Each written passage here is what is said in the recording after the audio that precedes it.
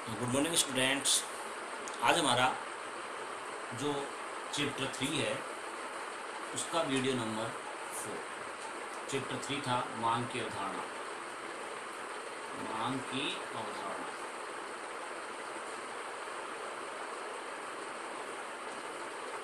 उसका जो टॉपिक है मांग मात्रा में परिवर्तन। मांग मात्रा में परिवर्तन, चैप्टर 3 वीडियो 4। चैप्टर का नाम है मांग की अवधारणा और इसका जो अपना आज का टॉपिक है इस वीडियो का वो है मांग मात्रा में परिवर्तन। मांग मात्रा में परिवर्तन हमने पिछली क्लास में देखा था कि जो मांग फलन होता है, मांग फलन किसी वस्तु की मांग, यहाँ पे dx का मतलब होता है x वस्तु की मांग और उसको प्रभावित करने वाले जो तत्व हैं, तत्व कौन से हैं, जैसे px वस्तु स्वयं की कीमत, pr संबंधित वस्तु की कीमत, t का मतलब होता है एक व्यक्ति की रुचि, अधिमान, प्राथमिकता, ई का मतलब भविष्य में किसी वस्तु की कीमत बढ़ने या घटने की आशंका, वाई का मतलब उपभोक्ता की आय, एन का मतलब है जनसंख्या का आकार और वाई का मतलब है आय का वितरण। यदि इन तत्वों में किसी प्रकार का परिवर्तन होता है सभी में, तो एक उपभोक्ता की मांग में परिवर्तन होता है। अब मांग में परिवर्तन होता है वो दो प्रकार का परिवर्तन माना जाता है। एक तो मांग में संकुचन हो रहा है, विस्तार हो रहा है, या फिर मांग में कमी या वृद्धि हो रही है। ठीक है, तो मांग मात्रा में परिवर्तन dx फंक्शन, ये मांग फलन है। अब मांग फलन में एक तो आता है वस्तु की कीमत और एक आते हैं ये सारे अन्य तत्व हैं। ये क्या है, अन्य बातें, अन्य बातें। ठीक है, ये वस्तु की क्या है, कीमत। अब आता है मांग मात्रा में परिवर्तन। मांग मात्रा में परिवर्तन का तात्पर्य है कि अन्य बातों के समान रहने पर जब किसी वस्तु की कीमत में परिवर्तन होता है और परिवर्तन के फलस्वरूप उस वस्तु की मांग मात्रा में संकुचन और विस्तार होता है, उसे मांग मात्रा में परिवर्तन कहते हैं। ठीक है, मांग में परिवर्तन और मांग मात्रा में परिवर्तन दोनों अलग अलग तथ्य हैं। ठीक है, आज का जो वीडियो इसमें एक मांग मात्रा में परिवर्तन पढ़ा रहा हूँ और मांग मात्रा में जो परिवर्तन होता है वो केवल कीमत में परिवर्तन के कारण होता है। ठीक है, मांग मात्रा में परिवर्तन केवल कीमत में परिवर्तन के कारण, केवल कीमत में परिवर्तन के कारण, केवल कीमत में परिवर्तन के कारण होता है वो मांग मात्रा में परिवर्तन होता है। ठीक है, और जो अन्य बातें हैं इनमें परिवर्तन होता है वो होता है मांग में परिवर्तन, मांग में कमी या वृद्धि। ठीक है, मांग मात्रा में परिवर्तन के कारण मांग वक्र नहीं बदलता है, केवल एक ही मांग वक्र रहता है। जो भी उपभोक्ता होता है वो एक ही मांग वक्र के ऊपर चलन की स्थिति में होता है। ठीक है, जैसे इसमें मांग मात्रा में अन्य बातों के समान रहने पर जब किसी वस्तु की कीमत में परिवर्तन होता है, कीमत में परिवर्तन होने के फलस्वरूप उस वस्तु की मांग मात्रा में या तो विस्तार होता है या संकुचन होता है, उसे मांग मात्रा में परिवर्तन कहते हैं। मांग मात्रा में परिवर्तन दो प्रकार से होता है। पहला होता है मांग मात्रा में विस्तार। विस्तार कब होता है, मांग मात्रा में विस्तार का तात्पर्य कि मांग मात्रा में वृद्धि, मांग मात्रा में वृद्धि। मांग मात्रा में वृद्धि होती है जब अन्य बातों के समान रहने पर किसी वस्तु की कीमत में कमी। ये मैंने संकेत डाल रखे हैं, आपको एग्जाम में ऐसा नहीं लिखना है, आपको जो मैं बता रहा हूँ थ्योरी वही लिखनी है। अन्य बातों के समान रहने पर जब किसी वस्तु की कीमत में कमी होती है, कीमत में कमी के फलस्वरूप उस वस्तु की मांग मात्रा में क्या होती है, वृद्धि होती है, इसे मांग मात्रा में विस्तार कहते हैं। अन्य बातों के समान रहने पर जब किसी वस्तु की कीमत में कमी होती है उसके फलस्वरूप उस वस्तु की मांग मात्रा में वृद्धि होती है, उसे मांग मात्रा में विस्तार कहते हैं। मांग मात्रा में विस्तार केवल और केवल वस्तु की कीमत का फलन होता है, dx फंक्शन ऑफ प्राइस। यानी मांग मात्रा में परिवर्तन केवल तभी होता है जब केवल वस्तु की कीमत में परिवर्तन होता है, विस्तार होगा जब कीमत में कमी होगी। ठीक है, दूसरा होता है मांग मात्रा में संकुचन। मांग मात्रा में संकुचन का तात्पर्य है कि अन्य बातों के समान रहने पर जब किसी वस्तु की कीमत में वृद्धि होती है उसके फलस्वरूप उस वस्तु की मांग मात्रा में क्या होती है, कमी होती है, इसे मांग मात्रा में संकुचन कहते हैं। संकुचन यानी मांग में कमी। मांग में कमी कभी होती है जब कीमत बढ़ती है। ठीक, आप ये भी जानते हो कि जब किसी वस्तु की कीमत होती है वो घटती है तो उस वस्तु की जो मांग होती है वो क्या होती है, बढ़ती है, और जब किसी वस्तु की कीमत बढ़ती है तो उस वस्तु की मांग क्या होती है, कम होती है। तो जब कीमत घटती है, मांग बढ़ती है, तो उस स्थिति को तो बोलते हैं क्या, विस्तार। और जब किसी वस्तु की कीमत बढ़ती है, कीमत बढ़ती है और मांग घटती है, तो उस स्थिति को क्या बोलते हैं, संकुचन। ध्यान रखना है, अन्य बातों के समान रहने पर। ये शब्द आपको एग्ज़ाम में अवश्य लिखना है। यदि अन्य बातें समान रहने की मान्यता आपने नहीं लिखी है तो समझ जाना कि आपका जो थ्योरी है जो आप लिख रहे हो वो पूरी की पूरी पंक्ति खराब हो जाएगी। इसलिए मांग मात्रा में विस्तार, ठीक है। अन्य बातों के समान रहने पर जब किसी वस्तु की कीमत में कमी होती है उसके फलस्वरूप उस वस्तु की मांग मात्रा में वृद्धि होती है, मांग मात्रा में वृद्धि होती है, इसे मांग मात्रा में विस्तार कहते हैं। दूसरा है मांग मात्रा में संकुचन। अन्य बातों के समान रहने पर जब किसी वस्तु की कीमत में वृद्धि होती है उसके फलस्वरूप उस वस्तु की मांग मात्रा में कमी होती है, इसको क्या कहते हैं, मांग संकुचन कहते हैं, ठीक है। मांग मात्रा में विस्तार और संकुचन दोनों केवल और केवल कीमत में परिवर्तन होने के कारण ही होता है। केवल कीमत में परिवर्तन होने के कारण ही होता है, अन्यथा नहीं होता है, ठीक है। अब आता है मांग मात्रा में विस्तार और मांग मात्रा में संकुचन। दोनों को हम रेखा चित्र की सहायता से समझते हैं।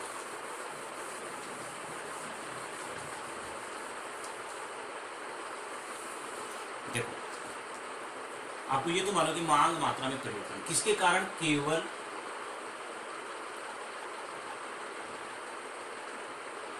कीमत में परिवर्तन, के कारण, केवल कीमत में परिवर्तन, यानी Px में परिवर्तन होगा तभी क्या होगा, मांग मात्रा में परिवर्तन होगा।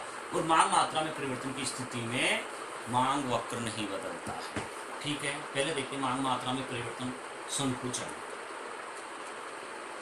मांग मात्रा में संकुचन कब होता है, अन्य बातों के समान रहने पर जब किसी वस्तु की कीमत बढ़ने के फलस्वरूप उस वस्तु की मांग मात्रा घट जाती है, इसे क्या कहते हैं, संकुचन कहते हैं। इसको रेखा चित्र पर यदि प्रदर्शित करें तो रेखा चित्र पर यूं इसको प्रदर्शित करेंगे। ये अपना y अक्ष है, ये अपना x अक्ष है। y अक्ष पर जो स्वतंत्र चर होता है और स्वतंत्र चर अपना क्या है, यहाँ पे कीमत, और आश्रित चर क्या है, मांग मात्रा, ठीक है। ये अपना मांग वक्र है डी, ठीक है।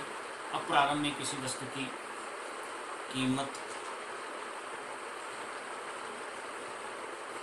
ये किसी वस्तु की कीमत Px और ये थी Qx, एक उपभोक्ता ए बिंदु के ऊपर था, ठीक है।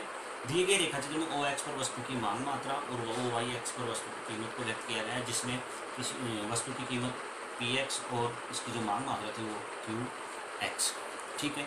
अब अन्य बातों के समान रहने पर किसका पड़ रहा है, संकुचन। संकुचन का मतलब है कि मांग मात्रा में कमी। मांग मात्रा में कमी कब होगी, जब Qx से अपन बाईं तरफ आएंगे, ठीक है। तो जब अन्य बातों कीमत बढ़ने, कीमत सपोज करो कि कीमत ये बढ़ गई, कीमत बढ़ गई, और कीमत बढ़ने के फलस्वरूप इसकी जो मांग मात्रा थी वो क्या होगी, घट गई। मान लो कीमत Px से बढ़कर Px डैश हो जाती है और इधर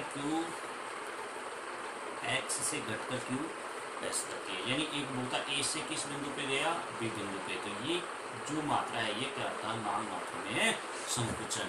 यानी ये तो क्या हुई, कीमत में परिवर्तन हुआ है डेल्टा P, और ये क्या हुआ है, मांग मात्रा में परिवर्तन हुआ है डेल्टा Q।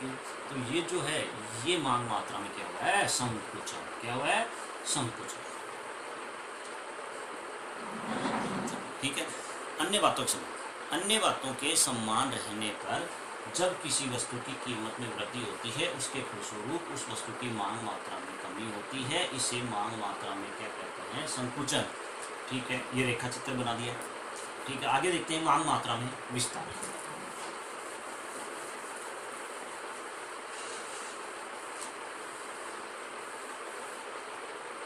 मांग मात्रा में विस्तार,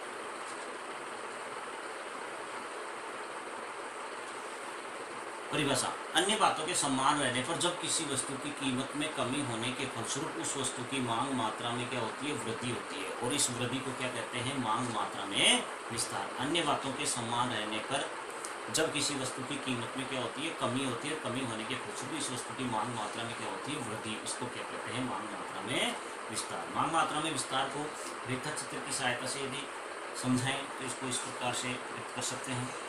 ये अपना मांग वक्र है डी, ठीक है। ये अपनी कीमत है, और ये जब कीमत ये थी तो इस वस्तु की मांग मात्रा थी वो Qx, Px, ये बिंदु पे था 0, इधर थी मांग मात्रा मांग मात्रा और इधर है वाई एक्स पे कीमत। तो मांग मात्रा और कीमत दी हुई होने पर उपभोक्ता ओ पी कीमत पर ओ क्यू एक्स मात्रा वस्तु का प्रयोग करता था। लेकिन अब क्या हुई, कीमत कम हुई, और कीमत कम होगी तो ये नीचे का शिफ्ट होगा, और कीमत कम हुई तो एक उपभोक्ता की जो मांग थी वो क्या हुई, परिवर्तित हुई। कीमत पी एक्स से पी एक्स डैश हो जाती है, मात्रा क्यू एक्स से क्यू एक्स डैश हो जाती है। एक उपभोक्ता ए से बी बिंदु पर आ जाता है। ये क्या होता है, मांग मात्रा का विस्तार, यानी इस मात्रा में क्या हुई है, मांग बढ़ी है। ये परिवर्तन किस में हुआ, ये डेल्टा पी, यानी पी में परिवर्तन हुआ है, और ये परिवर्तन हुआ है, ये डेल्टा क्यू में परिवर्तन हुआ है। तो ये जो पार्ट बढ़ा है ये किसका हुआ है, विस्तार। और विस्तार किसका हुआ है, मांग मात्रा, मांग मात्रा का ये विस्तार हुआ है,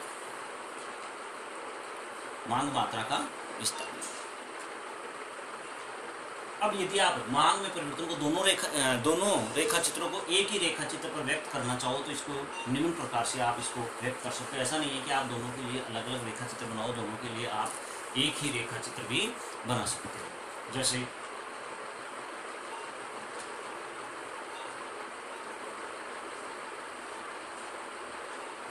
वाई एक्स और वाई एक्स में हमेशा किसको लिखते हैं, कीमत को। कीमत क्या होता है, जो भी स्वतंत्र चर होता है उसको लिखते हैं वाई एक्स को, पॉइंट ऑफ मूल बिंदु, ये इसको एक्स एक्स बोलते हैं। ये अपना मान, ये अपना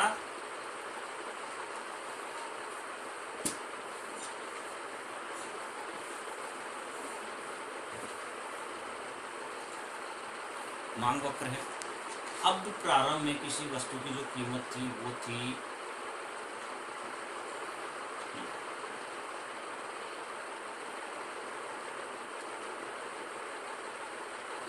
ये डी और डी अपना मांग वक्र है। प्रारंभ में कीमत थी इसकी पी एक्स, कीमत पी एक्स, और मांग मात्रा थी क्यू एक्स। इस बिंदु पे उपभोक्ता संतुलन की स्थिति में था। ठीक है, कीमत और नीचे क्या लिखोगे, मांग मात्रा। ठीक है, ओपी कीमत पर ओक्यू एक्स मात्रा का प्रयोग किया था। अब मांग मात्रा में संकुचन और विस्तार दोनों को तो पहले देख लेते हैं। संकुचन का, संकुचन कब होता है, संकुचन लिख देता हूं मैं, संकुचन कब होता है, जब कीमत में वृद्धि होती है। और विस्तार, विस्तार कब होता है, जब किसी वस्तु की कीमत में कमी होती है, यानी पी एक्स में क्या होती है, कमी होती है। ठीक है, तो सबसे पहले देखते हैं संकुचन का। संकुचन का मतलब मांग में कमी, और मांग में कमी कब होती है, जब किसी वस्तु की कीमत क्या होती है, बढ़ती है, कीमत बढ़ती है। कीमत बढ़कर क्या हुई, पी एक्स डैश, उपभोक्ता ए से बी बिंदु पे आ गया। ठीक है, और मात्रा थी वो घट करके हो गई क्यू एक्स डैश। इसी प्रकार यदि विस्तार को व्यक्त करें, विस्तार कब होता है, जब वस्तु की कीमत में क्या होती है, कमी होती है, और कमी होने के फलस्वरूप मांग मात्रा बढ़ती है, मांग मात्रा बढ़ती है तो उसे विस्तार कहते हैं। ये बढ़ गई तो घटी थी। यहाँ ए से आ गया ये सी बिंदु, ये कौन सा बिंदु है, सी बिंदु। कीमत घट कर क्या हो गई, पी एक्स डबल डैश, और इधर क्यू एक्स डबल डैश। इस प्रकार मांग में संकुचन और मांग में विस्तार दोनों को एक भी रेखा चित्र के ऊपर भी व्यक्त किया जा सकता है। यह आज का हमारा वीडियो नंबर 4 था, उसका स्पष्टीकरण था। आगे आएगा वो आएगा मांग में परिवर्तन या मांग में कमी या वृद्धि। ठीक है, विस्तार और संकुचन को एक बार मैं आपको संकेत से समझा देता हूँ। विस्तार, विस्तार का मतलब होता है कि अन्य बातों के समान रहने पर जब किसी वस्तु की कीमत में कमी होती है, उसके फलस्वरूप उस वस्तु की मांग मात्रा में क्या होती है, वृद्धि होती है। इसको बोलते हैं मांग मात्रा में विस्तार। यानी कीमत में कमी हुई है, कीमत में कमी होने के फलस्वरूप इस वस्तु की मांग मात्रा में क्या हुई है, वृद्धि। और दूसरा होता है संकुचन, और संकुचन किसे कहते हैं, अन्य बातों के समान रहने पर जब किसी वस्तु की कीमत में क्या होती है, वृद्धि होती है, कीमत में वृद्धि होने के फलस्वरूप क्यू एक्स है उसकी मांग मात्रा में क्या होती है, कमी होती है। इसे बोलते हैं संकुचन की स्थिति। ये संकेत आप याद रखना। अन्य बातें ये आप जरूर लिखोगे, अन्य बातों के समान रहने पर, इसको आप इन्वर्टेड कॉमा बंद करोगे, इसके बाद में लिखोगे जब किसी वस्तु की कीमत में परिवर्तन होने के कारण। ठीक है, ओके, आज के लिए इतना ही है, नेक्स्ट क्लास में होगा।